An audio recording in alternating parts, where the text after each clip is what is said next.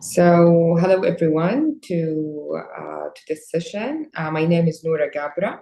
I'm an assistant professor in architecture at King Abdulaziz University. I am also a researcher and a consultant in sustainable architecture and in sustainability and heritage. My specialty is environmental design, and I'm happy to be moderating the session today. I will just give a small introduction about the panelist and my guest. Dr. Samar Allam, she's an assistant professor at the French University in Egypt. She's an ASCAD board member and an IBPSA fellow member. She got PhD from the Faculty of Engineering in Alexandria University and a postdoc artificial intelligence in architecture. Dr. Eman Elhaji, she's the founder for Saudi Youth for Sustainability. I'm happy to be moderating this session. So we will be asking a few questions. The first question that I have, and maybe Dr. Eman, you can answer this question for me, is how can education for sustainability empower students to become agents of change and contribute positively to the environment and society? Thank you so much, Dr. Nura. I'm very delighted to be here and delighted to have this opportunity to share my own journey with you. I would say that through education and research, we know that knowledge is power and ignorance is our greatest enemy. To even take actions in this unprecedented time of global challenges. And for me, one of the ways that I found I could be very impactful is of starting Saudi Youth for Sustainability, which is a youth-driven national organization that aims to connect and empower young Saudi leaders to drive solutions across the kingdom towards a more sustainable and thriving future. And I would love to have this opportunity to share with you some slides. Can I do that? Yeah, should I go ahead? Yes, of course. Yes, please. I think that would be lovely. If I could be allowed to share my slides by the host, that would be fabulous. You see my slides right now. Okay. So I'll walk you through a quick journey of Saudi Youth for Sustainability. It is a youth-led national organization, as I mentioned, and it was launched back in November 30th, 2021. And it's all driven, designed, directed, initiated by youth for youth, where we wanted to bridge gaps and really enable each other. So we walk the talk, not just talk, where we, myself founded this group when I was a PhD student, along with a very diverse, self-driven, determined group of youth here. And so we were all house graduate students doing our graduate studies in science and engineering. And we thought this is a huge gap that we're having, and we wanted to expand beyond house walls, how we could come together, advocate for each other, and take real actions.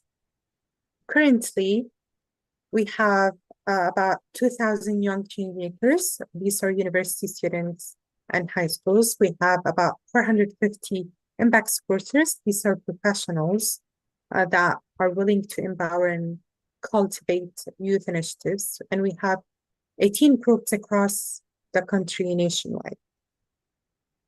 What we believe in, and that's our identity. You see our logo on the upper right. Yellow stands for Youth and Community, blue is for Saudi economy, green is for the environment. And we believe on the synergy of this comprehensive framework where true sustainability is within the intersection of economy, society, and biosphere. And we have 4 missions in this: to create seats for youth sustainability initiatives and empower youth to lead bottom-up changes, promote national and international networking between change makers, and advance and disseminate best practices of youth sustainability initiatives and foster knowledge sharing. We have several dynamic programs that come to serve our ambitious community. We have the Leaders Program, where we meet every 3 months to exchange challenges and opportunities. We have the Sustainable Consciousness Program, Energy Voice, Sustainable Healthcare, and Annual Conference. And for the annual conferences, we have one upcoming in actually 4 days, and we're super excited for it. Our goal is to have it as a national hub for young Saudis to meet with like-minded people and decision makers to mobilize their ideas into actions. And we have 3 objectives: to enhance capacity for intergenerational stewardship, align youth actions to Vision 2030 and SDGs, empower, cultivate, and celebrate achievements. And I'll play a quick video from last.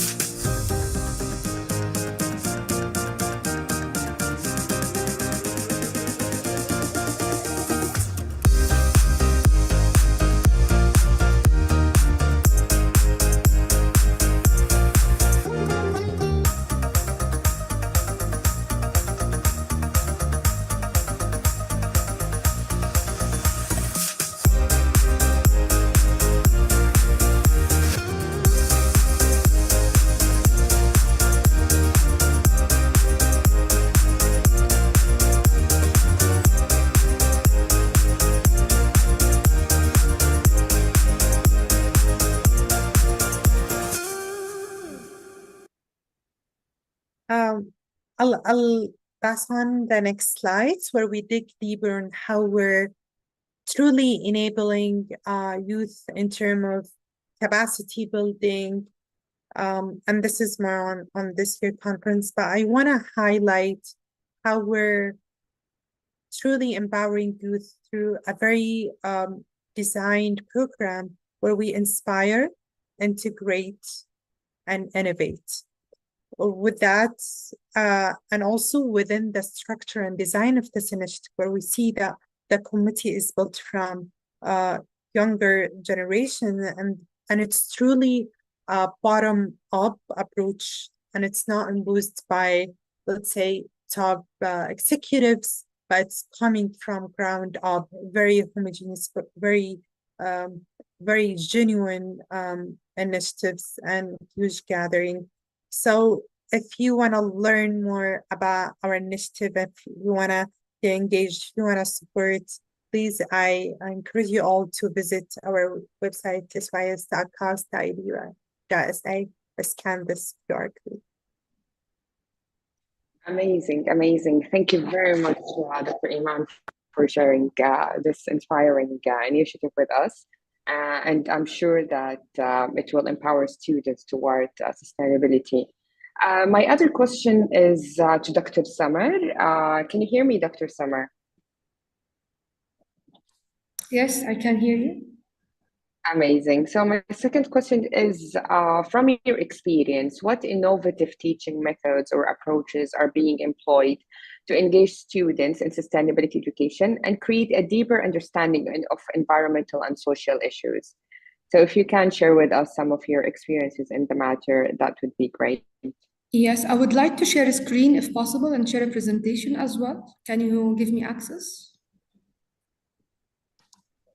The host?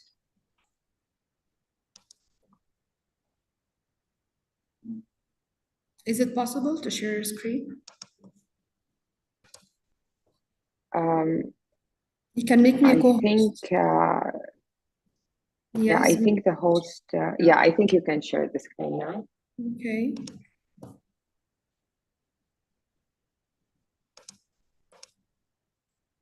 So let me elaborate more on innovative teaching methods based on my teaching experience now at universities for 6 years. And based on my AI postgraduate studies and 3D printing I have conducted or made in Spain at EAQPC. Let me show the slides. So basically, we're speaking here about the 5 main approaches in teaching for sustainability and other topics as well, like constructivist, collaborative, integrative, reflective, and inquiry-based learning. So for these 5 main approaches, especially the inquiry-based learning for sustainability, so we are speaking more about a case-based project and discovery. You have to investigate more about the cases and select cases that represent both the three bottom lines of environment, society, and economy. A project based to have more initiative doing project and discover more about this. So in light of these main approaches, it is essential to integrate science, technology, engineering, and math, or what we call STEM, that is now called the TLT, or the Technology Enhanced Learning and Teaching, that are adopted by the most universities that addressing the SDGs, especially the SDG 4, which is quality education. For example, here's some of the courses I've presented to students, undergraduate students in multiple universities in Saudi Arabia and in Egypt as well, and where they can use Arduino, which is like a tool familiar more with engineering, communication, and electrical students department. But here, the architectural students are get to use it in order to read by sensors the heat, the temperature, or environmental data around it and integrate it to the building itself. We are all familiar with the 3D printing, and especially clay and biomaterial 3D printing. It is one of the promising technologies as well that we can use in teaching. Most of the universities now, they have the fab labs that are supported with 3D printers, CNC routers, and some other universities like the University of Stuttgart or in MIT, they have their robotic arm where they can integrate or enhance the technology, enhanced learning and teaching with undergraduate and postgraduate students as well. This is one of the biomaterials or the clay used in 3D printing, and how the students can experience the failure or the success of the material itself, and then they can know the potential of the materials.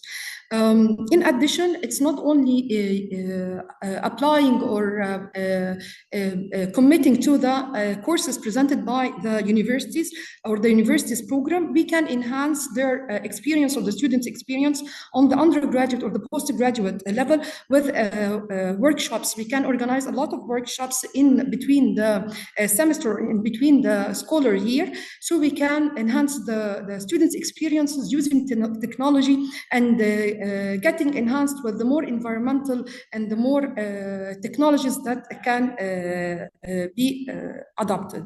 This is one of the models, or some of the models students are already made at Ifat University. That was last year. Using CNC router, 3D printing, and other tools, technology tools. We can never ignore the importance or how the AR, augmented reality, virtual reality, and even extended reality, and how they can be enhanced or be integrated for both undergraduate and postgraduate classes. Here, it's very, very essential. Yeah, I'm going to speed up. Yes, yeah. I'm going to speed up a yes, bit. I'm sorry, but we've got only like 2 We have minutes. other simulations. Thank you very much, yes. even though I'm enjoying this. Yeah. Yes, we have other. I'm just going to skip simulation tools and some artificial intelligence that can be in a generative process for spaces. And thank you so much for your attention.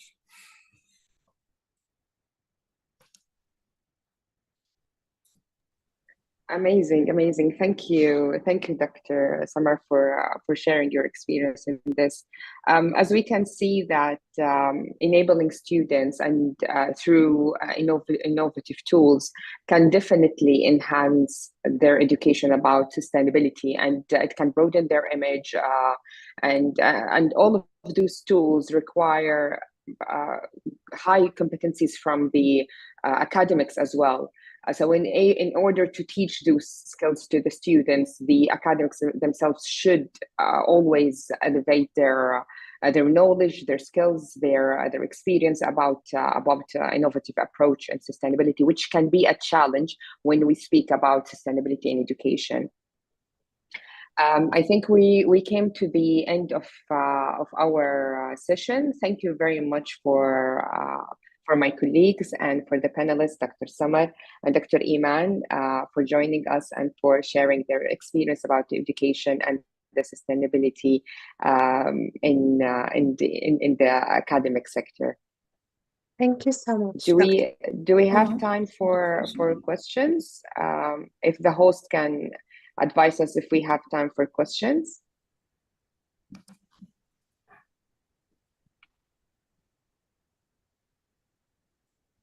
Okay, I think this is the end of this session. Thank you very much, and looking forward to meeting you in future symposium and events. Thank you so much. Thank you so much. Have a nice day, everyone. Thank you for your attention and You for listening. too. Enjoy your day.